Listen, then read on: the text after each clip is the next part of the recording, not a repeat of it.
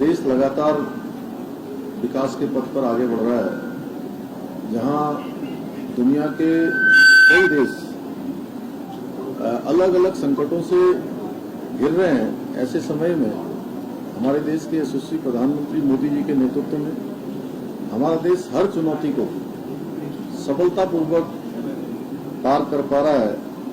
बल्कि आज प्रधानमंत्री मोदी जी का नेतृत्व केवल हिंदुस्तान के अंदर ही नहीं, बल्कि पूरी दुनिया के अंदर उनकी स्वीकारता है। और आज वो भारत के नेतृत्व के साथ साथ दुनिया को नेतृत्व देने का भी काम कर रहे हैं। आज कूटनीति से लेकर आर्थिक मोर्चे, भारत की नीतियों को हर देश कहीं न कहीं आदर्श रूप में मान रहा है। और जो दुनिया के विकसित देश कहे जाते हैं, वह भी उनका, हमारे देश का अनुसरण कर रहे हैं। दुनिया भर में जहां आर्थिक संकट व्याप्त है और रोजगार की समस्या, तमाम प्रकार के हालात प्रत्येक देश के अंदर है, एक भारत ही है जहां अपने नागरिकों और विशेषकर युवाओं को, जो 2014 से पहले एक जो निराशा का वातावरण था, उस वातावरण को आशा में बदलने का काम हमारे देश के यशस्वी प्रधानमंत्री मोदी जी के नेतृत्व में हुआ। और विशेषकर युवाओं को आशा की किरण दिखाने में भी हम सफल हो रहे हैं। आदरणीय प्रधानमंत्री जी द्वारा अगले 18 माह में 10 लाख नौकरियां देने के निर्णय ने जहां पूरे देश के युवाओं को एक आशा और विश्वास दिया है, उनके सपनों को उड़ान देने का कार्य किया है। और इस महाअभियान की शुरुआत अग्निपथ योजना को प्रारंभ करने से की गई है, जिसके तहत सेना में अग्निवीरों को नियुक्त किया जाएगा। इससे न केवल देश के युवाओं को बड़े स्तर पर रोजगार मिलेगा, बल्कि सेनाएं भी अधिक युवा व सशक्त होंगी। जैसे सर्वप्रथम समूचे उत्तराखंड में, जिसकी हमारी पहचान वीर भूमि और देवभूमि और सैन्य भूमि के नाम से सभी पूरा हिंदुस्तान जानता है।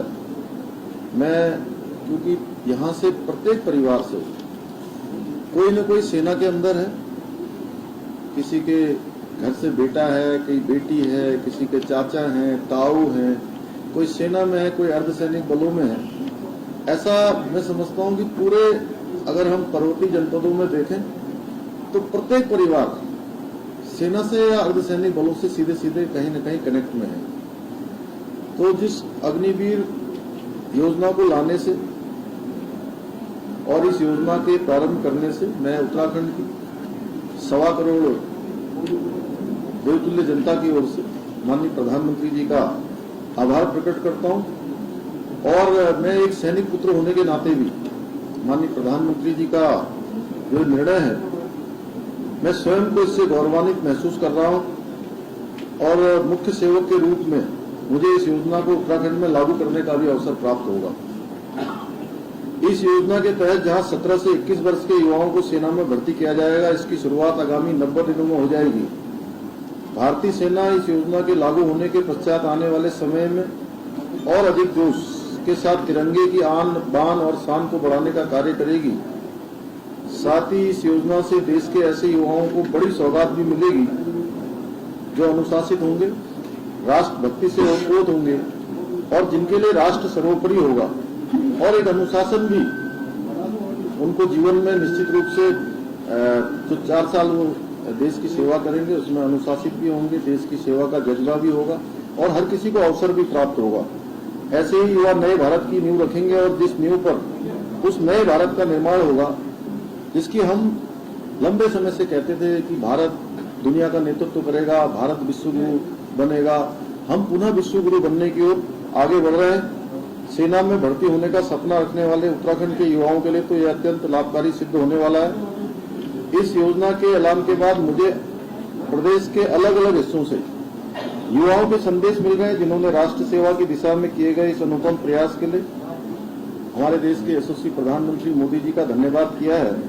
इस योजना को लेकर देश का और हमारे प्रदेश का युवा अत्यंत उत्साहित है। जहां वैश्विक महामारी चली है, वैश्विक महामारी के बाद बहुत सारे काम हमारे रुक गए हैं, उसके बाद ये योजना लाई गई है।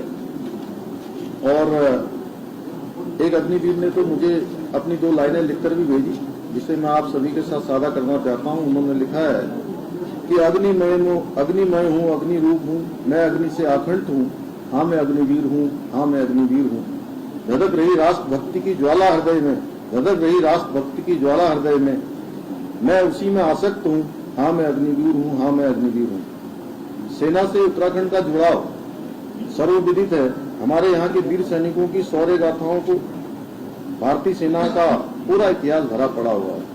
अभी पिछले दिनों हमने पूरे उत्तराखंड के अंदर अपने सैनिक शहीदों के सम्मान में जो पूरी यात्रा निकाली थी, और उस यात्रा में 1700 से ज्यादा जो हमारे प्रदेश के रणबांकुरे, जिन्होंने देश की शहादत के लिए, देश की रक्षा के लिए अपने प्राणों का बलिदान किया, उनके घरों से उनके आंगन की मिट्टी लाकर, उस पावन मिट्टी को लाकर हमने यहीं पर सैन्य धाम बनाने का निर्णय किया है।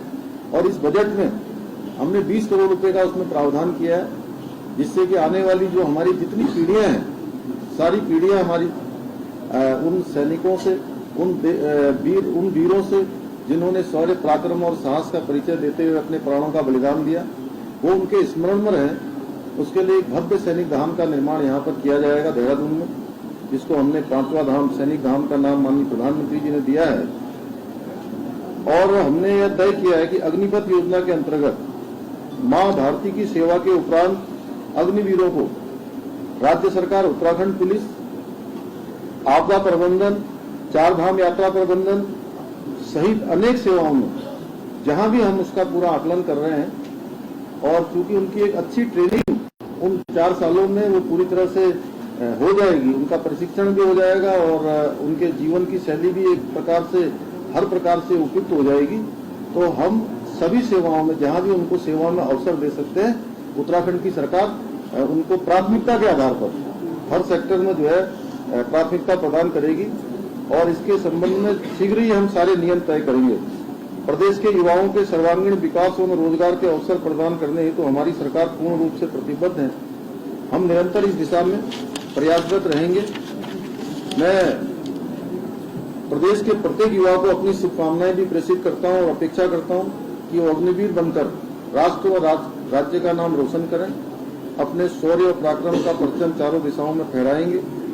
यहाँ पर मैं सभी उपस्थित, क्योंकि आप सब लोग हमारे लोकतंत्र के चौथे स्तंभ हैं, और जो बात मैं आपसे कर रहा हूं, ये बात क्योंकि सही मायने में आज जिस प्रकार से एक शिल्पी के रूप में और देश को जिस प्रकार से बनाने का काम 2014 से निरंतर जारी है माननीय प्रधानमंत्री मोदी जी के नेतृत्व में, और जो अग्निवीर योजना आई है, वो योजना कम से कम पूरे देश के साथ साथ हमारे प्रदेश के लिए अत्यंत ही लाभकारी होने वाली है। अधिकतर युवाओं को इसमें मौका मिलने वाला है। तो मैं आप सबके माध्यम से चाहूंगा कि ये बात हमारे प्रदेश के कोने कोने तक जाए, देश के कोने कोने तक जाए। अंत में आप सभी का मैं धन्यवाद करते हुए, और जो आने वाले समय के हमारे अग्निवीर हैं, उनके हृदय में राष्ट्र की भावना हमेशा ज्वलंत रहे, उनके मन में एक ज्वाला रहे कि हमें देश की सेवा में जाना है। इसके लिए मैं सभी को शुभकामनाएं देता हूं और चाहूंगा कि आप सब लोग भी जो है, क्योंकि ये एक योजना हमारी जो है इतनी अच्छी लॉन्च हुई है, तो इसमें कहेंगे भारत माता की जय, भारत माता की जय। सर, एक सवाल ये है कि इसी योजना को लेकर आज बेरोजगार युवा है जिनका प्रदर्शन चल रहा है, और अन्य कई राज्यों में भी विरोध प्रदर्शन है इस अग्निपथ योजना को लेकर। देखिए, जहां तक पहले का प्रश्न था, पिछले कुछ सालों से महामारी के कारण से ये सेना की जो भर्ती भी रुकी हुई थी, और अभी जो भी युवा हैं, जो भी जाना चाहते हैं, उन सबको जो है सेना में जाने का अधिक अवसर मिलेगा। और माननीय प्रधानमंत्री जी ने और माननीय रक्षा मंत्री जी ने जो ये योजना लॉन्च की है, मैं सभी नौजवान युवाओं से कहना चाहता हूं, क्योंकि मैं स्वयं एक सैनिक का पुत्र हूं, मुझे पता है जो सेना में जाते हैं वो केवल सेना में किसी उस विशेष प्रयोजन के लिए नहीं जाते हैं। सबके अंदर एक देशभक्ति की भावना होती है, देश की सेवा करने की भावना होती है। सभी नौजवान आगे आएंगे और चूंकि वैश्विक जो इस समय व्यवस्थाएं चल रही हैं, वैश्विक जिस प्रकार का व्याप्त संकट है, उस संकट में से सबसे अच्छा जो रास्ता हो सकता है उस रास्ते को निकालने का प्रयास हो रहा है। हम सबको चूंकि एक योजना आई है, उस योजना को देखना चाहिए, विचार करना चाहिए। और ऐसा भी है कि इसमें 80% जो 20% लोग रह जाएंगे उनको जो है वहीं पर आगे की भी सेवा मिलेगी। इसके अलावा जो हमारे प्रदेश के होंगे, जैसे मैंने अपने प्रदेश में कहा है, हर प्रदेश, मैं तो सब प्रदेशों से चाहूंगा कि सारे प्रदेश अपने अपने यहाँ पर इस प्रकार की व्यवस्था करें कि जो भी अग्निवीर हैं, जिनका प्रशिक्षण पूरा हो जाएगा, जिनका एक जीवन की एक शैली बन जाएगी, उनको वो हर प्रकार से फिट होंगे तो उनको हर जगह अवसर मिलेंगे। इसलिए कोई करेंगे क्या सेवाओं में इनके लिए? नहीं, हमने कहा है कि जो है इसको करेंगे हम लोग। धन्यवाद दीदी। आप सभी को एक प्रेस नोट भी सर्कुलेट हो रहा है, सभी को मिल जाएगा।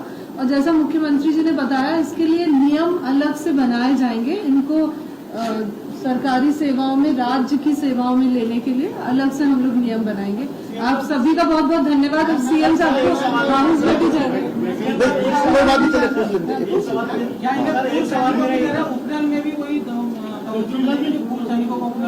देखिए, मैंने आपसे कहा कि पुलिस विभाग, हमारे यहाँ डीजीपी बैठे हैं, हमारी गृह सचिव बैठी हुई हैं, और तो पुलिस विभाग है, आपदा प्रबंधन विभाग है, चार धाम यात्रा है, हमारे जो आपदा प्रबंधन से जुड़े हुए अन्य विभाग है, उपनल है, ये जहाँ जहाँ भी हम दे सकते हैं। यानी ये कोई, मैंने ये कुछ विभाग बताए हैं, ये जरूरी नहीं है। जिन विभागों में जहाँ पर वो अग्निवीर, मैंने कहा कि हर प्रकार से प्रशिक्षित होकर आएंगे और इतने फिट होंगे, वो उनकी एक अलग प्रकार की जीवन शैली होगी, व्यवस्थित, अनुशासित, और देशभक्ति का जो जज्बा होगा उनका, तो निश्चित रूप से वो खाली बैठने वाले नहीं है। आगे भी उनको कहीं न कहीं योजना मिल जाएगा। और जो है, नहीं, चंद्रशेखर भाई मीडिया में भी आ सकते हैं। हाँ, मीडिया में भी आ सकते हैं।